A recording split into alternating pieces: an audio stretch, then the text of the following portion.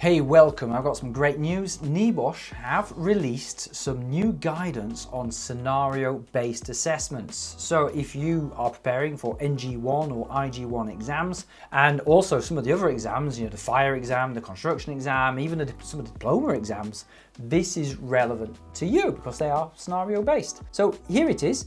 If we have a quick look at the table of contents, and we're not going to look at everything in this video, what I really want to draw attention to here is this bit where it says examples. We're going to look at some real examples of a question, some answers, and where it got marks and why it got marks or why it didn't get marks. It's like, this is really insightful stuff. We're going to get a glimpse into marking, and it's an official NEBOSH document.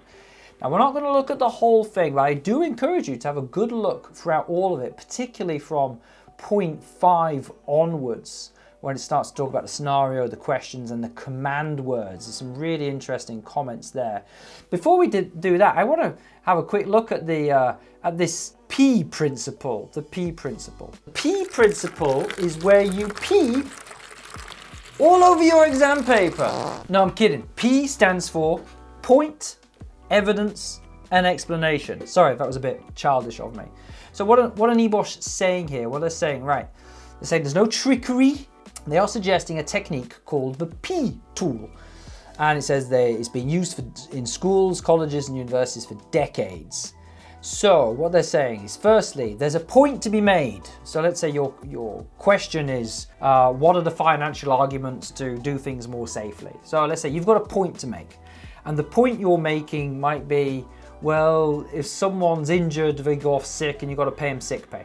That's your point. Sick pay is the point. And you don't want to pay them sick pay. So that's the point. Now, you won't get a mark just for making that point, but then you would then take evidence from the scenario. So it says evidence that supports the point being made. This is retrieved from the scenario. So you would say, right, well, in this scenario, someone's been injured and they're off sick. And that means that they will be in receipt of the sick pay, right? And then it says explanation, the reasons why the evidence supports the point. This is not retrieved from the scenario, but is a way of logically connecting the point made with the evidence. It provides the so what. It's like, yeah, so what? You're paying sick pay. So what? Well, it's a financial argument. Well, you don't want to pay someone money for sitting at home doing nothing but healing. That's a waste of money. You're getting no productivity for paying that money. That's your financial argument. So you could say sick pay. So let me do this right. So sick pay, colon, and then you'd say from the scenario, there's a person who's injured and they're off sick, and that's not good because you're basically paying them money to do nothing. There you go. It's like, what does that take? 2 lines, 2 lines, tick, there's a mark right there. So the P principle is pretty cool. Now, I think it's a good technique to do that on every point you want to make. So if you've got to make 10 financial arguments, well, you're going to make 10 points and 10 explanations and 10, what do you call it? What's the other one? Evidence as well. You're going to do that. You're going to basically bullet point the paragraphs, so short paragraphs, point, evidence, explanation, point, evidence, explanation. Do that 10 times. It's a little bit obscure this, but it says, you will not have to use the P technique when answering some questions. It will depend on the context of the question and how obvious the connection is. Sometimes the point you are making and the explanation are so closely connected that no further explanation is needed. All right, so it's not mandatory, you don't have to use this technique, but it can be a useful approach to just guarantee that you are explaining and demonstrating your understanding. Right, so let's get into the juicy bit here. We've got some examples. So we've got some examples of some exam questions. And so it gives a financial arguments question there. And what does it say? It says the question is looking for brief technical health and safety points, such as sick pay, investigation costs, and fines. Okay, so you'll have in your written materials, you'll have a list of financial costs and financial arguments which you can use. That's usually not enough. You're not just reciting that list is not going to get you the marks, because this question says, note you should support your answer where applicable using relevant information from the scenario. It also says down here, it says this note can take various forms, including explain fully, referring to evidence from the scenario in your answer, and use evidence from the scenario to support your answer, depending on the actual question being asked. But the bottom line is you just got to refer to the scenario and use information from the scenario as part of your explanation as to why this point is relevant and why it matters. So you've got your list of points that you want to make. You might have, and it also says the scenario may reveal examples of these theoretical points, such as the employer receiving a fine, and identifying this would merit an extra mark. The question includes a specific note directing you to include evidence from the scenario. So in the scenario, you may have other things, other financial arguments, which are not in your generic list in your course material. What it basically means is that your course materials might not give you the full answer. But if you have enough understanding, you might be able to spot other relevant points to make within the scenario itself. So for example, in our course materials, Compassa's course materials, we give people something like 15 different indicators of culture. And actually, I think we've got an example here of the question. Comment on the negative indicators of health and safety culture in the workplace. So we've got about 15 things which are very generic. You know, plopping those into your exam will not get you the marks. That's a funny word. But those things, if you understand why they're negative, you should be able to spot those things in the scenario and more. There might be 25 things in the scenario, which means 10 of them are not on our list, or maybe more are not on our list. But if you understand what a culture is and what makes it negative, you should be able to recognize other negative indicators, even if you haven't specifically studied that in your course materials. Hey, if you're enjoying this video, if you're getting value from it, why don't you check out our NEBOSH General Certificate Rescue Package. It's designed for students who are struggling to pass or they're not getting the support they need from their course provider. Doesn't matter if you're a classroom student or an e-learning student, our NEBOSH Rescue Package is designed to get you through your assessments. We'll treat you just like a real student and you'll get access to our course materials and it'll give you the feeling of being taught one-to-one by me.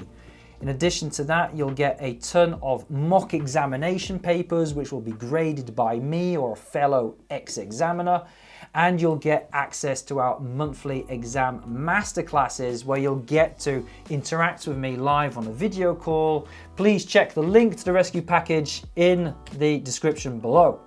So let's have a look at this example here. Comment on the negative indicators. Now earlier in the guidance, it talks about command words. If I just type in command words, here it is. So it talks about this comment on. This comes up all the time, the comment on. Comment on, justify, evaluate, to what extent. It implies weighing up evidence from the scenario. So again, it's going to reward you for demonstrating understanding. You're commenting. Like comment. Comment isn't a list. You can't comment with a list of like 1-word or 3-word answers. Like if I were to ask you to comment on why DC movies are better than Marvel movies, which frankly, in my opinion, they are. I'm Batman. But let me give you a comment as to why I think that's true.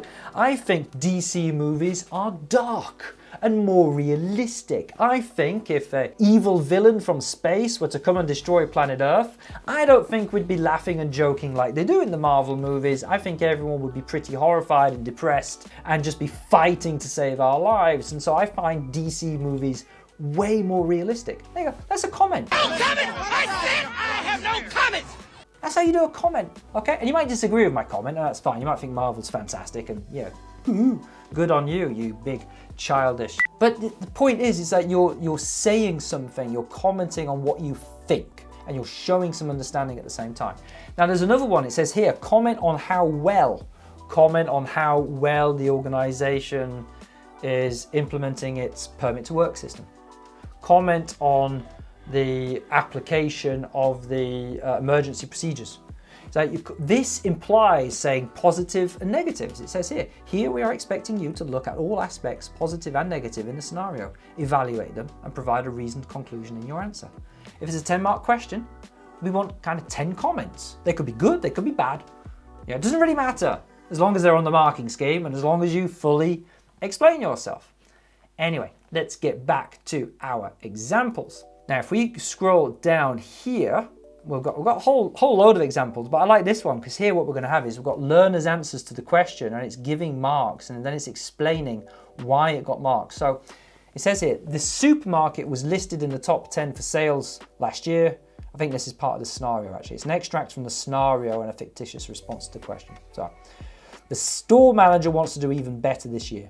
They have told shift managers that they do not care how it is done, but the supermarket must be in the top 5 this year for everyone to receive their bonus. Based on the scenario only, comment on the negative indicators of health and safety culture at the supermarket. 5 marks. 5 marks? Really? It's like, come on. 25 marks, yeah? Surely. No, not in that short snippet. Pretty silly thing to say. So here we've got 5 points made. Imagine this to be 5 paragraphs written. And actually, first one's a pretty short paragraph. It's not even a paragraph, it's a line. Supermarket appears to prioritize sales over health and safety. And that got a mark.